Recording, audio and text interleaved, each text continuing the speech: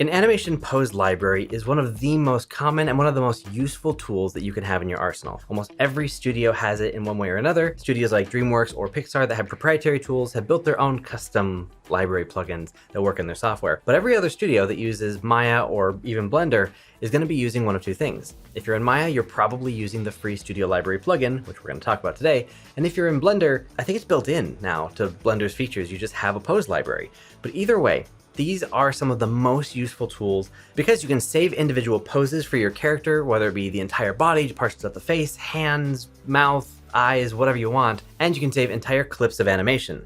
And on top of being able to just apply those poses later, you can also blend between them, which is where things get really interesting. And it's important to keep in mind that while this can save you so much time and make your shots go by so much faster, because imagine not having to pick every single finger control whenever you want to make a change to the hands, it's also not where you stop, because while it can give you a great springboard to start with your posing, you still want to tweak and make changes from there. But it lets you get past the tedious part and get into the fun bits. So today I want to show you how Studio Library works, the free plugin that we're going to install in Maya, and I'm going to show you how to use it. But whether you're using Studio Library or Blender's Pose Library or whatever tool you may be using, these tips and best practices are going to apply regardless. Because the first time I ever used something like this was at DreamWorks. That was the first time I ever saw a Studio Library used at a studio, and man, it completely changed the way I animate. I'm Sir Wade, and if you like videos like this, make sure you're subscribed for more animation content. For now, let's jump into one of the best tools in an animator's arsenal. I'll link this page down below, but this is where you download Studio Library. You can ignore where it doesn't list new versions of Maya. It does work for new versions, so that's fine. So download it, extract the zip, and drag this installation mel just into your Maya viewport. That will give you this button here, which we can click and pull up the Studio Library. Now, when you open yours for the first time, it's probably not gonna have nearly as much as mine because I've been using it and there's a bunch of stuff already in there. But to give you the quick tour, top left corner is where you add new stuff. You can create folders, poses, animations. We'll get to all of that. You can search and filter for angry and you can see the stuff, and it's also context specific. So if I'm in a folder of Apollo's face, I'll get the angry stuff there. Or if I'm outside that folder, it'll search for everything that it can see. Other quick UI stuff before we get to the good stuff, you can filter the results, you can change the size of these depending on your screen space, or you can dial it down to detail view if you want, change the border, spacing, things like that. There's grouping, there's sorting, there's hiding the sidebars once you have your settings dialed in and you just want to apply poses. And say you go buy the Apollo rig, which is this guy right here, and download his pose library, because he comes with one. He and Artemis both come with a pose library, and you want this to refresh. You hit this button and it'll reload the folders that it has access to. A couple other settings and we're good to go. I'm gonna go ahead and dock this. So I'll get into all the intricacies of how to apply the data, how to set the namespace, how to do the blending, how to save animation clips. Like, I'll get into all that, but real quick, just like the base functionality. If you wanna save a pose or if you wanna save an animation into the pose library so you have something to play with, all you have to do is select a certain group of controls that you want to save as the pose and then add that to the library. You can grab the entire character, every single control on there, but then if you double click it, it's gonna change your entire pose. That may not be what you want. So keep in mind that not every pose needs to include every control. So if I go like this and grab all these green controls minus the head control, I don't want that. Now I have all of his brow controls. And actually I should probably add these ones as well. That's all the brow controls. Two things you're gonna wanna do right off the bat is if you make a pose, you can hit the plus button, you can say save pose, and now you're ready to click here. It'll take a little snapshot of your character, which you might want to reposition your camera, click it again, and get a good view of whatever the poses you're saving. Give it a name, hit save. Now at any point, if you go and try to double click, you might get some errors, you might not. But once your settings are all set properly, you can double click and it'll work. And we'll get into all that in a second. The other thing you want to do is whatever little selection set you just used to set those brow keys, you can either say also add a selection set for the character, and you could do the same thing, just call it browse and hit save. It looks like it's the same thing, but you've set a pose and a set. The difference here is that if you are applying stuff, you can now click this little selection set button and say browse. It will select just the brows, and now you can apply any pose to just specifically the brows. It gives you just a quick way to grab all those controls. You don't need to do that if you have Animbot though, because you can just make a little browse button here, and that will accomplish the same goal, because ultimately it wants to apply the whole pose unless you have specific controls engaged then it will just do what you have selected. And this is the base idea of creating and activating poses, whether it's, setting poses for everything or specific stuff, and then applying those poses for everything or specific stuff. So those are the very basics. Now let's jump into the good stuff. So when you want to apply a pose to a character, you click on something, you can see some information, you've got lots of settings. The one that's most important when starting out is this namespace area. You don't have to understand this super well, but what's going to happen is most likely you're going to double click it and it's going to give you an error. This is super easy to fix. Most people get stuck and go, why isn't it working? In this particular case, my error is that the namespace Apollo does not exist in the scene. Please choose a different one. Well, here's the thing. There are 3 options: from file, from selection, and use custom. And this is really easy. If you use from selection, if I select anything on this character, it's going to tell me what the namespace is for this asset. You can see it's Apollo Tracksuit Ready Apollo, which if I open my outliner, why it is that whole name we don't need to dive into, but basically I took that character, put the tracksuit on him, and then saved that as a, save as new version of the rig. And I now reference that in when I'm going to animate. But that's why from file didn't work by default, because I'm not using the default rig. I'm using a version that I created. So from file is what it thinks it wants to use, which in my case won't work. It'll tell me it doesn't exist. I could use from selection, I could click it and it'll tell me what it is. Although you have to be careful, because if I have more characters in the scene and I click a different character, it'll change it to that character. And then there's use custom, which is the drop down where you can choose a specific character to be applying poses to at one time. But once you have that set properly, all you have to do is double click the pose and it will throw it on the character. What's cool is you can technically apply any poses to any character as long as the rigs are compatible with each other. For example, if I go to Animation Mentor and pick Aya, for example, I want to throw the mouth shape on, it's not going to let me, because the Aya rig, the Animation Mentor rig here on the left, is not the same as the Apollo and Artemis rigs. So the Animation Mentor characters, in some cases, may work with each other, just like Apollo and Artemis can work with each other, because they were designed the same. They have the same hierarchies, and they are compatible in that way. But that's probably not going to be the case for just any rigs you download. Just assume that each character is going to have their own unique set of things that probably won't transfer unless you get lucky like this. Something interesting is that when I was at DreamWorks, you could take poses from Hiccup and put them on Toothless. You could take dragon poses and put them on the humans. You could put any pose on any character because they were all rigged using the same kind of hierarchy. And so they were all cross-compatible. They didn't always look good, and I wish I had photos to show you, but that's one of the things that's so powerful about, a consistent structure of pipeline and, the way you structure your data is that you can reuse a lot of your tools and data across movies or projects or shots in your case. So you don't have to redo all your work every single time. Now what's even cooler is I don't have to use the whole thing. I can just grab the bottom half of his face and double click and apply those controls just to that stuff that I selected. This down here where it says from selection under namespace, that has nothing to do with like which controls it's applying to. It's just when it's going to apply a pose to a character, namespace says which character do we apply it to. So if I had 2 copies of Apollo in the scene and I said from selection, and I clicked on one, applied a pose, it would go to him. Clicked to different characters, applied the same pose, it would go to that one. So it would just kind of jump back and forth based on selection. So if you have multiple characters in the scene, use the drop down and pick a specific one. That way it's not sending poses to the wrong characters. But I'll show you something even cooler. If I take a glare face and say, you know what, I want to make him more furious, I can click furious, and rather than just double clicking and overwriting it like this, I'm going to take the little slider down here and I'm just going to blend in a little bit of that fury. And I can say, all right, maybe I don't want full fury, I want 75%. But now, you know what, maybe I want him to start having some fear. So I'm going to start blending in some terror. And now he starts to get a complex emotion that's mixing the two. Maybe he's so afraid and concerned, it's actually kind of disgusting what he's looking at. And it's like, oh God, what? Oh no, it's evolved. Ah! And what's cool is you can take it beyond. Even further beyond! I can go to 130%, and I'm starting to kind of break his rig a little bit, but you can push it even further. You can also subtract this from the pose and kind of undo it, which here you have to be careful because it's very easy to break stuff. I'm getting pretty close here to breaking his eyes, but I don't know, if I take fear and gasp and then pull that away, and then I take this smile and I pull that away, yeah, you can go a little too far with it, but then you can just double click and reapply it and say, haha, back to normal, until you know what, things got a little sad. When using Studio Library, you don't want to just use Studio Library. This will give you an amazing starting point. You still want to come in here and tweak the stuff. Like, you are still the animator, not the computer. And using someone else's poses can be super helpful, or even your own.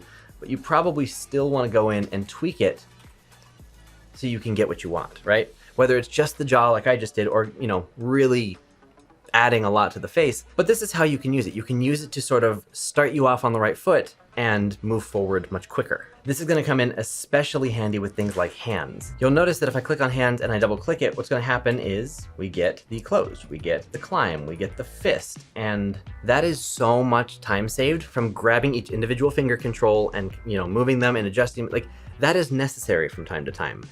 But if you already have all the poses saved, you can move between them so much faster. Now if we say, all right, this is the fist, this is relaxed fist, but I don't want it quite so tight, I could take the fist and say, you know what, dial some fist back in here and get something more like that. Again, I might still have to tweak this, which is totally fine, like that's just part of the job, right? But now I've got a more relaxed fist. Also, because I only had this hand selected, that's why it only did the one hand. In this character's case, in particular, if I click on this clench pose, it'll actually do it to both of them. Now there's a hidden tip right here that I want to show you, because this is super useful for when you make your own poses. When you click one of these poses, I can see that there are 32 objects contained within. There are 32 controls and their transformation data saved in each of these hand poses. Now if I click on all the hand controls, just drag select here and take everything in the hand, not including the wrist, I don't need the wrist here, so control select that. How many controls is this? Well, Animbot down here tells me it's 16. There are 16 hand controls on this rig for each hand. 32 means that that is 16 on this side, 16 on this side. These poses are both saved in the one pose, which is why it's so easy for me to just grab one hand and apply a pose. In the same way that the face has all of the face data, but if I just grab the mouth, it'll just apply the mouth. Same thing. It's got data in the pose for both hands. So I can have it go to both, or I can just say, you know what, just the ones I select. Now here's another way to do it. Here's the ASRI rig, and these are poses that I made, and I made these before I fully knew how this plugin worked. So what I did is I made left hand poses and right hand poses, and that's totally valid. I can take the left hand and I can apply it to the left hand, and I can apply the right hand, and do that. But that's more work than is necessary. What you should be able to do is just take your left hand and say, you know what, actually I want to put that on the other hand. What you're supposed to do is just click a pose, click mirror, and then it'll throw it on the other side. So if it's a left hand pose, it'll send it to the right.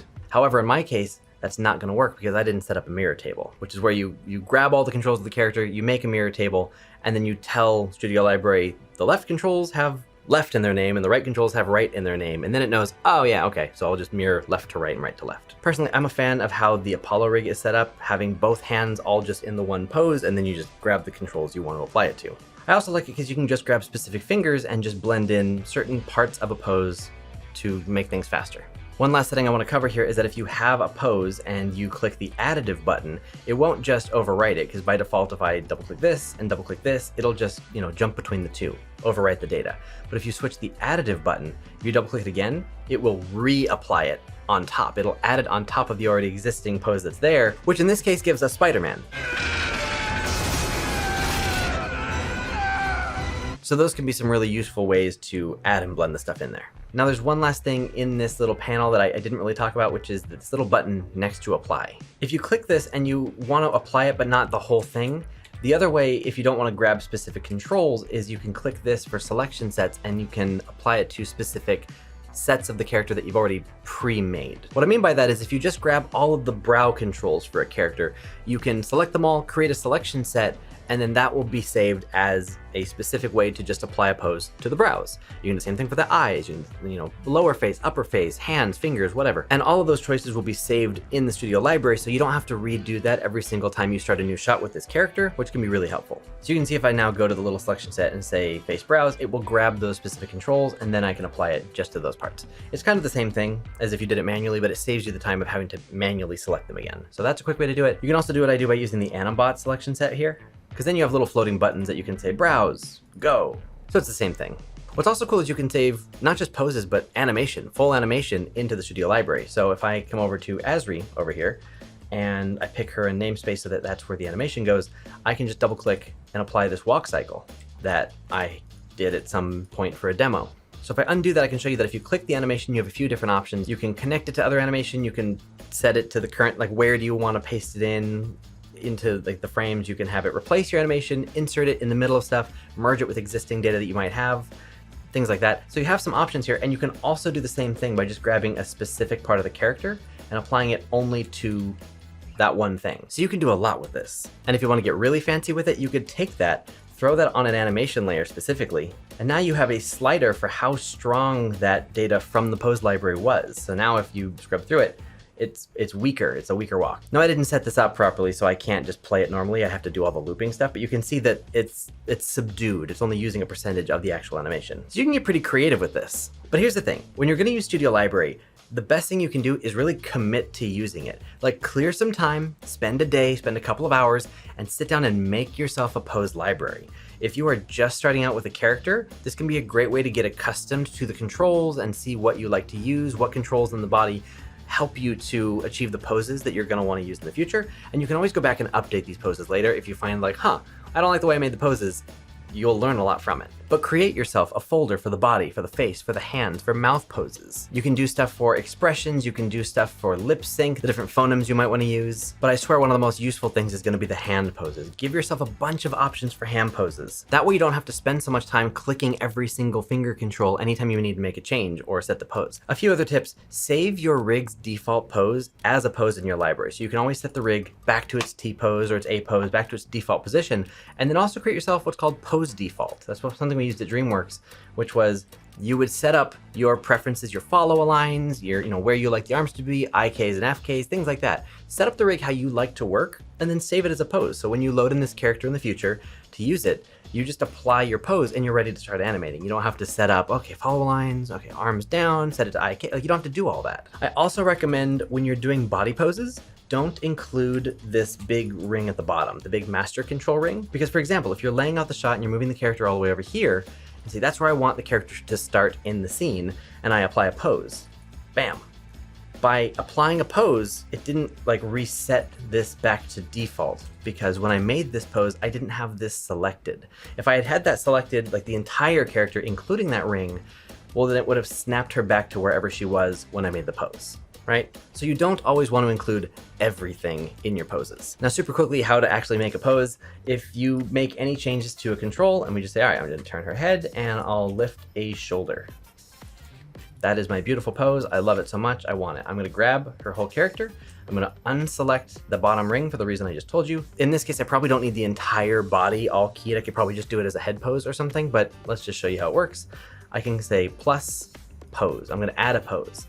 Now you want to position the camera wherever. I can click this, it'll make a thumbnail, and I could zoom in closer and just try to get a better thumbnail. I recommend setting up a camera to actually just do this properly. But if it is a full body pose, I'll zoom it out so I can see that is what I'm going to get. We'll call this head tilt because that's what we love.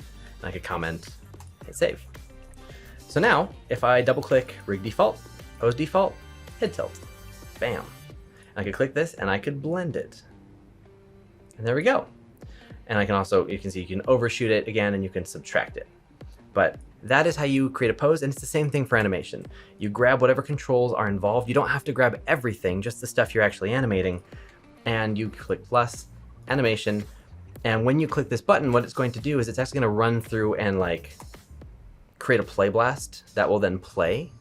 Let's switch, maybe I should show you a little bit better. If I take this walk cycle that's kind of broken because I've been messing with the shot, if I grab all the stuff, plus animation, and I click this button, what it's going to do is it's going to create a play blast that now you can see it's trying to show me what's going to happen. You can also change, right now for me it did a play blast of every 5 frames because this is at 5. I could do every 12 frames, I could do every one frame. And if I click it again, it will resample that and give me a better preview. You name it, you tell it the frame range that you're working with, which in my case it's defaulting to the parts I actually have animation data on.